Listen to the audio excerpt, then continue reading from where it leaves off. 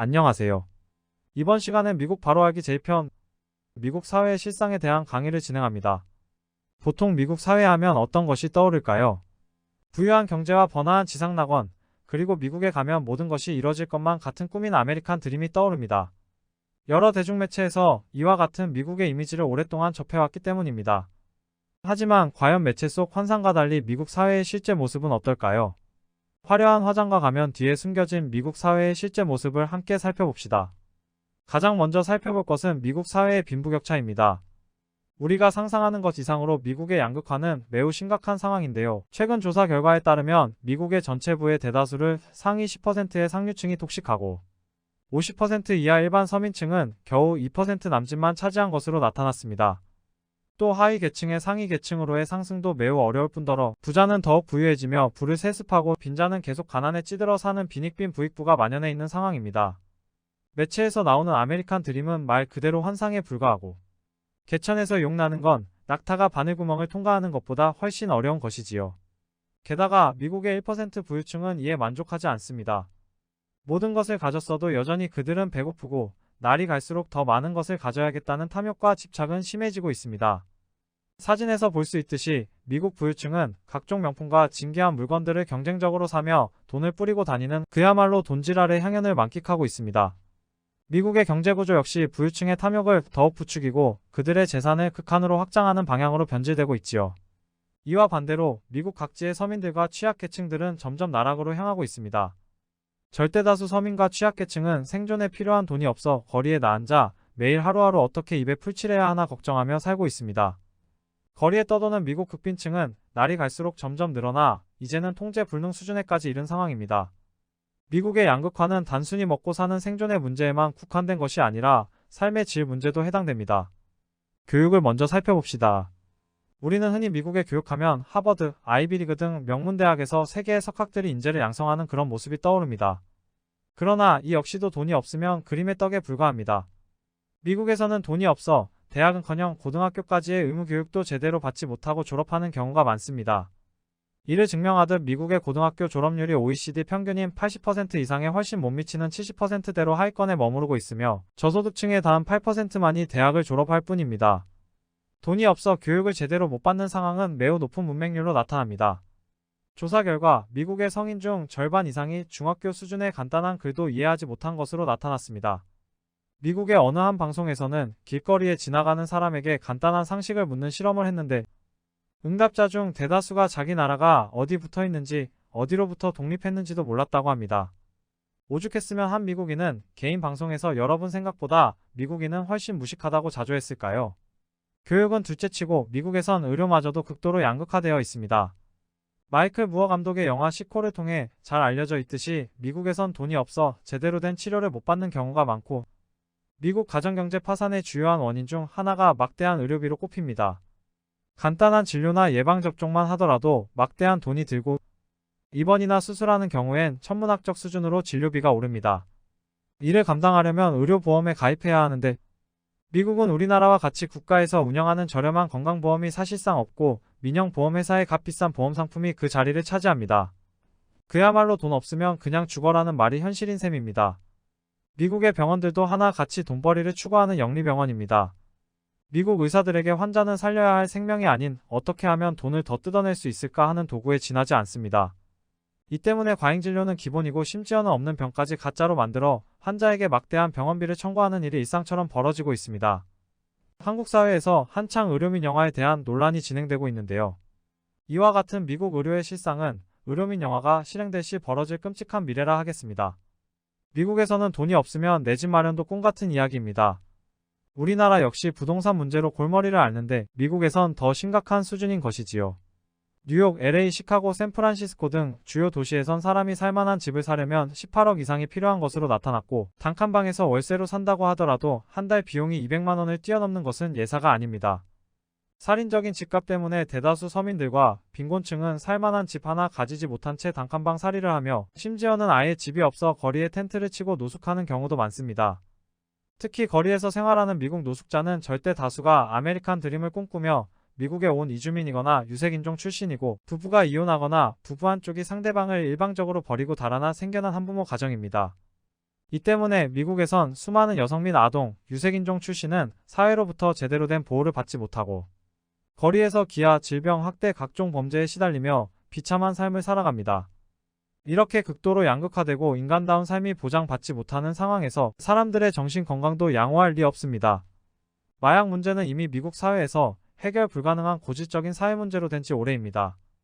돈이 없어 병원에 가지 못하는 수많은 환자들이 질병의 고통을 달래고자 아편, 헤로인, 펜타닐 등 마약성 진통제에 의존하며 수많은 젊은이들이 비참한 현실을 잊고자 코카인, 메스암페타민, 대마초 등의 마약에 손을 대다가 인생을 망칩니다. 그 결과 미국에선 매년 수만 명이 마약 중독으로 목숨을 잃으며 그 수는 매년 기하급수적으로 늘고 있습니다. 또한 미국에선 살인, 강도, 납치 등 강력범죄가 곳곳에서 매일같이 벌어집니다.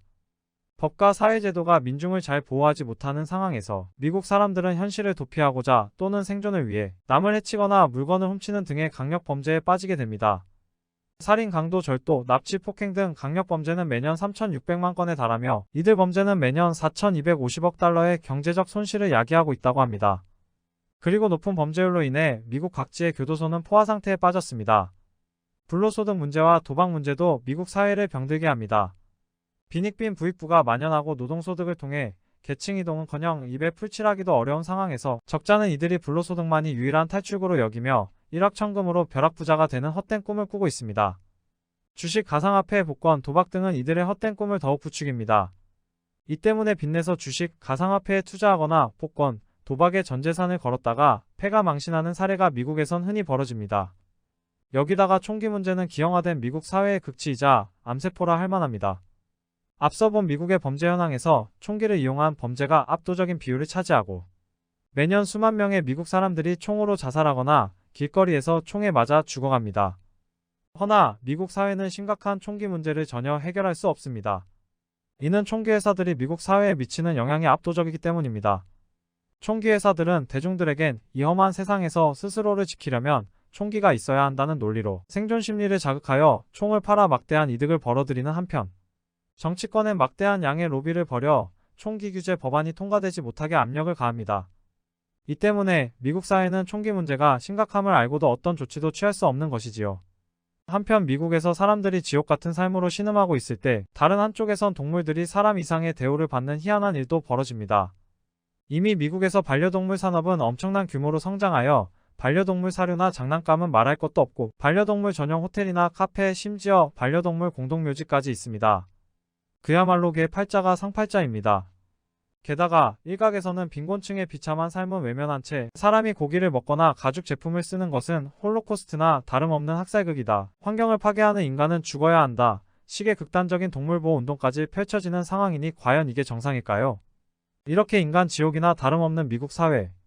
그러나 미국의 주류 세력은 이러한 미국 사회를 다양한 방법으로 더욱 악화시키고 있습니다. 특히 대중매체를 통한 사상문화 전파가 대표적입니다. 독점 자본에 의해 장악된 언론, 대중매체, 출판사, 학계는 미국이 지상낙원이자 이상향인 양 옹호하고 실상을 은폐하는 데 여념없고 민중들에게 개인이기주의, 황금만능주의, 염세주의, 쾌락주의 등 각종 반동적이고 퇴폐적인 사상문화를 침투시킵니다. 이를 좀 더 자세히 살펴봅시다. 독점 자본이 장악한 신문과 방송은 선정적인 보도와 가짜뉴스를 남발하여 민중의 눈과 귀를 마비시키고 있습니다. 또한 영화, 게임, TV 프로그램 같은 대중문화는 훌륭한 빵과 서커스의 표상입니다. 미국 대중문화는 온갖 현란한 시각효과와 음향으로 현혹시키며 반동적인 주제의식과 줄거리를 그럴듯하게 포장하여 사람들의 이성을 마비시킵니다. 가령 슈퍼히어로 영화에선 전지전능한 능력과 힘을 지닌 소수의 영웅들이 세계를 지키고 바꾸며 민중은 그저 악당으로부터 보호받는 나약한 개돼지에 지나지 않습니다. 범죄 영화의 경우 기상천외하고 잔인한 범죄 수법을 보여주어 관객들의 말초적인 감각을 자극하거나 대신 범죄를 일으켜 주는 대리만족을 느끼게 합니다. 이렇게 선정적이고 퇴폐적인 대중문화와 언론 출판의 홍수 속에서 미국 사람들은 바보상자 속 환상에 빠져 현실을 잊고 더욱 철저한 노예로 굴러떨어집니다. 또한 미국 주류 세력은 민중의 눈과 귀를 멀게 할 뿐 아니라 미국 사회에 대한 불손한 생각은 꿈도 꾸지 못하게 수단과 방법을 가리지 않고 민중의 입과 손발을 틀어막습니다. 바로 각종 정보기관을 통한 사찰입니다. 미국에는 FBI, CIA, NSA 등 다양한 정보기관들이 대중의 일거수일투족을 감시하며 미국 사회를 비판하거나 개선하려는 시도에 대해선 온갖 탄압을 일삼습니다. 대표적인 것이 2013년 전 NSA 요원, 에드워드 스노든이 폭로한 감시체계 프리즘 계획입니다. 뿌리 깊은 미국의 인종주의도 미국 사회를 더욱 악화시키고 있습니다. 초기부터 원주민들을 학살하고 흑인 노예들을 짐승 취급해온 미국 사회는 오랫동안 백인들이 흑인을 비롯한 유색인종을 차별했습니다. 유색인종은 투표권도 보장받지 못했으며 공공장소와 대중교통마저도 백인용, 유색인 종용을 따로 구분했고 KKK 같은 테러단체는 공공연히 유색인종을 학살, 탄압했습니다. 그나마 흑인과 소수자들의 오랜 투쟁 끝에 좀 완화되긴 했지만 미국의 인종주의는 현재 진행형입니다. 몇 년 전 흑인들을 분노케 한 조지 플로이드 사건이 대표적입니다. 여기다가 미국 주류 세력은 뿌리 깊은 인종주의 문제를 근본적으로 해결하려 하지 않고 정치적으로 악용할 뿐입니다. 가령 불법 이민으로 인한 실업, 범죄 문제를 인종 문제로 호도하여 대중들을 이간질시키며 대중매체의 경우 백인 중심 서사가 문제니 유색인종으로 등장인물을 바꾸면 된다는 블랙워싱이 논란을 일으키고 있습니다. 이외에도 자국의 인종 문제나 침략 전쟁에는 눈을 감는 반면 다른 나라의 자국중심주의나 민족주의는 인종차별, 인권침해 등으로 비난하는 이중잣대도 미국 사회를 더욱 병들게 합니다. 지금까지 미국 사회의 진면모에 대해 살펴보았습니다. 이와 같이 우리가 알고 있던 지상낙원으로서의 미국 아메리칸 드림은 애초부터 허구와 환상에 불과합니다. 오히려 거짓과 기만의 가면 속에 감춰진 미국 사회는 양극화와 인간혐오, 개인이기주의 등이 극에 달한 말 그대로 인간지옥입니다. 당연히 이와 같은 미국 사회는 지속 불가능하고 격변기와 맞물려 이 생지옥을 벗어나 사람답게 살려는 민중들의 분노와 항쟁이 나날이 커지고 있습니다. 과연 우리는 이런 사회를 동경하고 맹목적으로 따라야 할까요? 어쩌면 우리가 오랫동안 미국의 실상을 제대로 보지 못하고 환상에 빠져 오늘의 한국 사회가 미국과 똑같이 헬조선이 된 것은 아닐까요? 헬조선의 원조 아메리카를 타파하고 한국 사회를 사람답게 사는 세상으로 만드는 것, 그것은 우리의 손에 달려 있습니다.